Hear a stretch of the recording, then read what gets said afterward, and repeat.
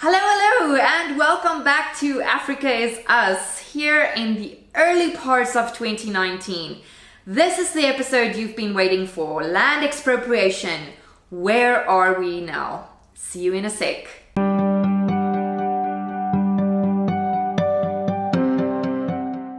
Welcome back. Okay, we're talking land expropriation. So you will remember in December of 2018, the Joint Constitutional Review Committee recommended that Section 25 be amended. So what did they say exactly? They recommended to Parliament the following.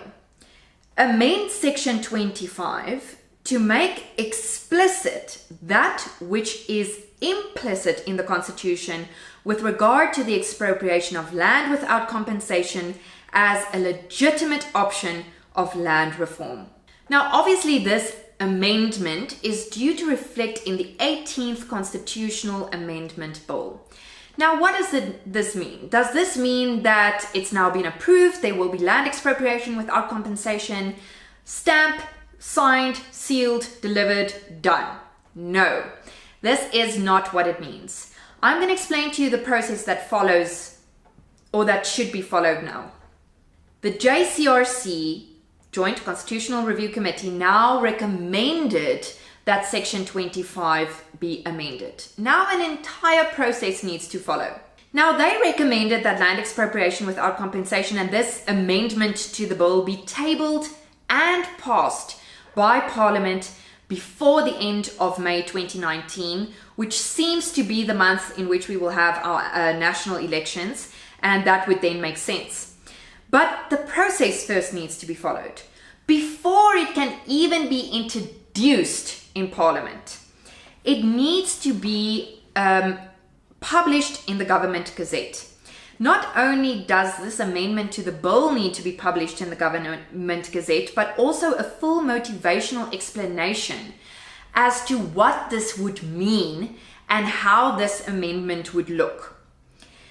This needs to be done at least 30 days before the planned introduction to Parliament, the planned introduction of this amendment to Parliament. So once it's been published, at least 30 days before, with the motivation, oral and written submissions can then once again be made on this amendment specifically. Okay. The next step is then for the minister or the deputy minister or somebody of the ad hoc committee to formally introduce this amendment to Parliament along with a motivation, or not a motivation, but along with the oral and public comments. After that is done, after this bill has now formally been introduced in Parliament, there must be a vote. In this vote, 2/3 majority of the National Assembly must vote in favor of this amendment, and 6 out of 9 of the National Council of Provinces must vote in its favor. So not only must there be a 2/3 majority from the National Assembly, there must also be a 6 out of 9 vote from the National Council of Provinces for the approval of this amendment. Then, and only then, will it be signed into law by the President. Now you will see here at the bottom of your screen, that is still not the end of the process. Then the further processes ensue.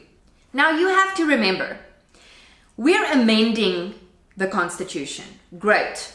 That has been done. Section 25 has been amended. But we have pieces of legislation through which these rights in the Constitution are practically incorporated into law. So for example, we have the expropriation bill. Now, this amendment first needs to be passed into legislation. So the expropriation bill or legislation now also needs to be amended so it can now start having practical effect.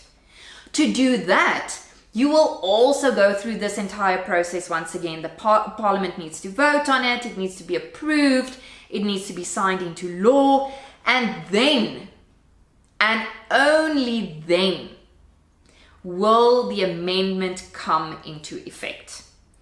Now, what will this amendment entail exactly? Because the proposal made by the JCRC only speaks to making something explicit which was already implicitly replied in the Constitution. So it doesn't, you'll see the quote on your screen now, and you will see it doesn't really say, point blank land expropriation without compensation is now legal. It says to make explicit that which has been implicit, and now we can already see the range of legal debates that is going to ensue on the interpretation of this amendment. So the long and the short of it is, there is a long road ahead. It seems like a short road because there is a push towards getting this amendment through all of these parliamentary process and the legislative process, as I've explained it to you, before the end of 2019. Now, that is asking a lot. That's only a few months. And I'm just not sure how that is going to be practically achieved. But should it be achieved, then so be it. But I just want you to understand, this is the process that still needs to follow. This entire long road still needs to be driven. I hope I made that clear enough, and as always I welcome your comments and also questions that you may have for me or other topics that you would like me to discuss. But for now, I will see you on the next episode of Africa is Us. Ciao!